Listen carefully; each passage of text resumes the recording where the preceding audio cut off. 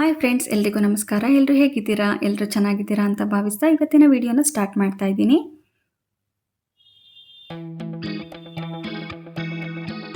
ಯಾರೆಲ್ಲ ಇನ್ನೂ ನನ್ನ ಚಾನಲ್ನ ಸಬ್ಸ್ಕ್ರೈಬ್ ಮಾಡದೆ ನೋಡ್ತಿದ್ದೀರಾ, ದಯವಿಟ್ಟು ಚಾನಲ್ನ ಸಬ್ಸ್ಕ್ರೈಬ್ ಮಾಡ್ಕೊಳ್ಳಿ. ಹಾಗೆ ಬೆಲ್ ಐಕಾನ್ ಕೂಡ ಕೊಡಿ, ನೆಕ್ಸ್ಟ್ ವಿಡಿಯೋ ನೋಟಿಫಿಕೇಷನ್ಗೋಸ್ಕರ ಅಂತ ಹೇಳ್ತಾ ಇವತ್ತಿನ ವಿಡಿಯೋದಲ್ಲಿ ನಾನು ರಾಗಿ ಹಿಟ್ಟಿನ ತಾಳಿಪಟ್ಟನ್ನು ಮಾಡ್ತಾ ಇದ್ದೀನಿ.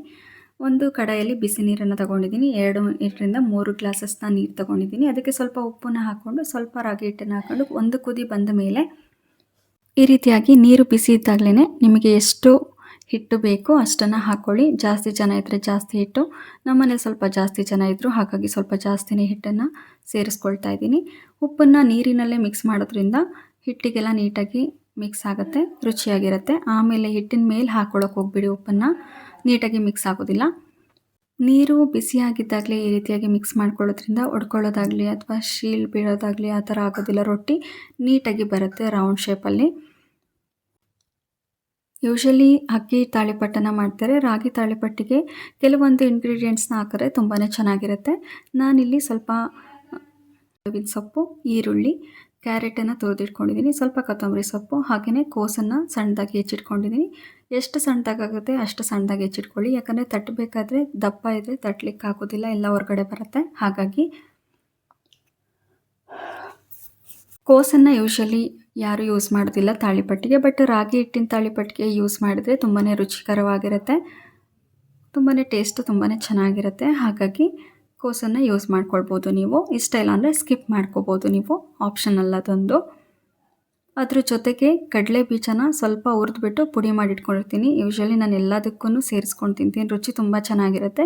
ನೀವು ಒಂದ್ಸಲ ಬೇಕಂದರೆ ಟ್ರೈ ಮಾಡ್ಬೋದು, ಎಕ್ಸ್ಟ್ರಾ ಫ್ಲೇವರ್ ಬರುತ್ತೆ, ಅದು ತುಂಬಾ ಚೆನ್ನಾಗಿರುತ್ತೆ. ಈ ರೀತಿಯಾಗಿ ಸ್ವಲ್ಪ ಸ್ವಲ್ಪನೇ ನೀರನ್ನು ಸೇರಿಸ್ಕೊಂಡು ನೀಟಾಗಿ ಕಲಸಿಟ್ಕೊಳ್ಳಿ. ತುಂಬ ತೆಳ್ಳಗೇನು ಬೇಡ, ಇಷ್ಟು ಕನ್ಸಿಸ್ಟೆನ್ಸಿಲಿ ಇಷ್ಟು ಹಿಟ್ಟನ್ನು ಕಲಸಿಟ್ಕೊಂಡ್ರೆ ಸಾಕಾಗುತ್ತೆ. ಅದ್ರ ಜೊತೆಗೆ ಶೇಂಗಾ ಬೀಜದ್ದು ಕಡಲೆ ಬೀಜದ ಚಟ್ನಿನ ಮಾಡ್ಕೊಳ್ಳೋಣ ಅಂತೇಳ್ಬಿಟ್ಟು ಒಂದು ಸಣ್ಣ ಕಡಾಯಲ್ಲಿ ಸ್ವಲ್ಪ ಆಯಿಲ್ನ ಹಾಕ್ಕೊಂಡು ಕಡಲೆ ಬೀಜನ ಈ ರೀತಿಯಾಗಿ ಫ್ರೈ ಮಾಡ್ಕೊಳ್ಳಿ. ಸ್ವಲ್ಪ ಚೆನ್ನಾಗೇ ಫ್ರೈ ಮಾಡ್ಕೊಳ್ಬೇಕು. ಈ ರೀತಿಯಾಗಿ ತುಂಬಾ ಚೆನ್ನಾಗಿರುತ್ತೆ. ನೀವು ಪ್ಲೇನ್ ಕಾಯಿ ಚಟ್ನಿ ಯೂಸ್ ಮಾಡೋದಕ್ಕಿಂತ ಈ ರೀತಿಯಾಗಿ ಕಡಲೆ ಬೀಜ ಚಟ್ನಿನ ಹಾಕ್ಕೊಂಡು ತಿಂದರೆ ತುಂಬಾ ಚೆನ್ನಾಗಿರುತ್ತೆ. ಜೊತೆಗೆ ಕಾಂಬಿನೇಷನ್ ತುಂಬಾ ಚೆನ್ನಾಗಿರುತ್ತೆ. ಸ್ವಲ್ಪ ಹಸಿರು ಮೆಣಸಿನ್ಕಾಯಿನ ಹಾಕ್ಕೊಂಡಿರ್ತಾ ಇದ್ದೀನಿ. ಈ ರೀತಿಯಾಗಿ ಹುರ್ಕೊಳ್ಳೋದ್ರಿಂದ ಫ್ಲೇವರ್ ತುಂಬಾ ಚೆನ್ನಾಗಿರುತ್ತೆ. ಸ್ವಲ್ಪ ಜಾಸ್ತಿ ಖಾರ ಇದ್ದರೂ ಖಾರ ಅನಿಸೋದಿಲ್ಲ. ಈ ರೀತಿಯಾಗಿ ಫ್ರೈ ಮಾಡಿ ಹಾಕ್ಕೊಳ್ಳೋದ್ರಿಂದ. 1 ಕಪ್ಪು ಕಾಯಿನ ತಗೊಂಡಿದ್ದೀನಿ, ಅದಕ್ಕೆ ಹುರ್ಕೊಂಡಿರೋವಂಥ ಕಡಲೆ ಬೀಜ ಮತ್ತು ಅದಾದಮೇಲೆ ಸ್ವಲ್ಪ ಜೀರಿಗೆನ ಹಾಕ್ಕೊಳ್ತಾ ಇದ್ದೀನಿ, ಸ್ವಲ್ಪ ಕರಿಬೇವಿನ ಸೊಪ್ಪು, ಸ್ವಲ್ಪ ಪುದೀನ ಸೊಪ್ಪು, ಸ್ವಲ್ಪ ಕೊತ್ತಂಬರಿ ಸೊಪ್ಪು,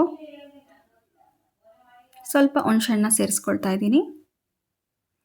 ಎಷ್ಟು ನೀರು ಬೇಕೋ ಅಷ್ಟನ್ನು ಸೇರಿಸ್ಕೊಂಡು ನುಣ್ಣಗೆ ರುಬ್ಕೊಳ್ಳೋದಷ್ಟೇ. ಇದನ್ನೇನು ಮತ್ತೆ ಒಗ್ಗರಣೆ ಹಾಕಬೇಕು ಅಂತ ಏನಿಲ್ಲ, ಯಾಕಂದರೆ ಹುರಿದು ರುಬ್ಕೊಂಡಿರೋದ್ರಿಂದ ರುಚಿ ತುಂಬಾ ಚೆನ್ನಾಗಿರುತ್ತೆ. ನಿಮಗೆ ಎಷ್ಟು ನೀರು ಬೇಕೋ ಅಷ್ಟನ್ನು ಸೇರಿಸ್ಕೊಂಡು ಚಟ್ನಿನ ರೆಡಿ ಮಾಡ್ಕೊಳ್ಬೋದು. ಒಂದು ಬೌಲಲ್ಲಿ ಆಯಿಲ್ನ ಹಾಕ್ಕೊಳ್ತಾ ಇದ್ದೀನಿ. ಬಟರ್ ಪೇಪರ್ ಮೇಲೆ ನಾನು ರೊಟ್ಟಿ ಮಾಡೋದ್ರಿಂದ ಗಂಟೆಗೆ ಬೇಕಂದರೆ 100 ಬೇಕಾದರೆ ಮಾಡ್ಬೋದು. ಆದರೆ ಸ್ಟವ್ ಸ್ವಲ್ಪ ಖಾಲಿ ಇರೋದಿಲ್ವಲ್ಲ, ಹಾಗಾಗಿ ರೊಟ್ಟಿನೂ ಬೇಯಬೇಕಲ್ಲ, ಅದಕ್ಕೆ ಸಮಯ ತಗೊಳುತ್ತೆ ಅಷ್ಟೇ.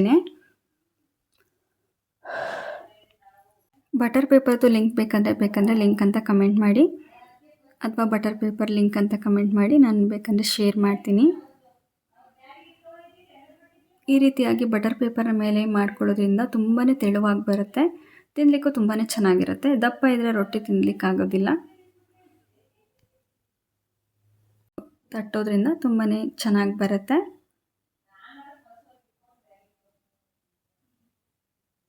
ಏನೊಂದು 100 ರೂಪೀಸಿಗೆ 100 ಬಟರ್ ಪೇಪರ್ ಸಿಗುತ್ತೆ, ನಿಮಗೆ ಯೂಸ್ ಮಾಡ್ಬೋದು ಆರಾಮಾಗಿ. ಒಂದು 3 ಮಂತ್ಸ್ವರೆಗೂ ನಿಮಗೆ ಯೂಸ್ ಆಗುತ್ತೆ.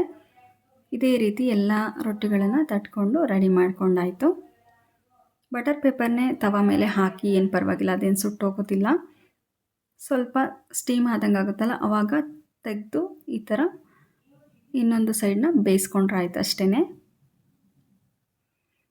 ತುಂಬಾ ರುಚಿಕರವಾಗಿರುತ್ತೆ ಈ ರಾಗಿ ರೊಟ್ಟಿ ಅಂತೂ.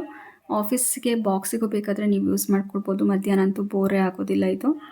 ಇವತ್ತಿನ ವಿಡಿಯೋ ನಿಮ್ಮೆಲ್ಲರಿಗೂ ಇಷ್ಟ ಆಗಿದೆ ಅಂತ ಭಾವಿಸ್ತಾ ಇದ್ದೀನಿ. ಇಷ್ಟ ಆಗಿದೆ ಲೈಕ್ ಮಾಡಿ, ಶೇರ್ ಮಾಡಿ, ಕಮೆಂಟ್ ಮಾಡಿ, ಹಾಗೆ ಸಬ್ಸ್ಕ್ರೈಬ್ ಮಾಡಿ ಅಂತ ಹೇಳ್ತಾ ಇದೇ ರೀತಿ ಯೂಸ್ಫುಲ್ ವೀಡಿಯೋಸ್ ಅಥವಾ ನಿಮಗೆ ಇಷ್ಟ ಆಗುವಂಥ ವೀಡಿಯೋಸ್ನೇ ನೆಕ್ಸ್ಟು ವೀಡಿಯೋದಲ್ಲಿ ತರ್ತೀನಿ ಅಂತ ಹೇಳ್ತಾ ಬಾಯ್.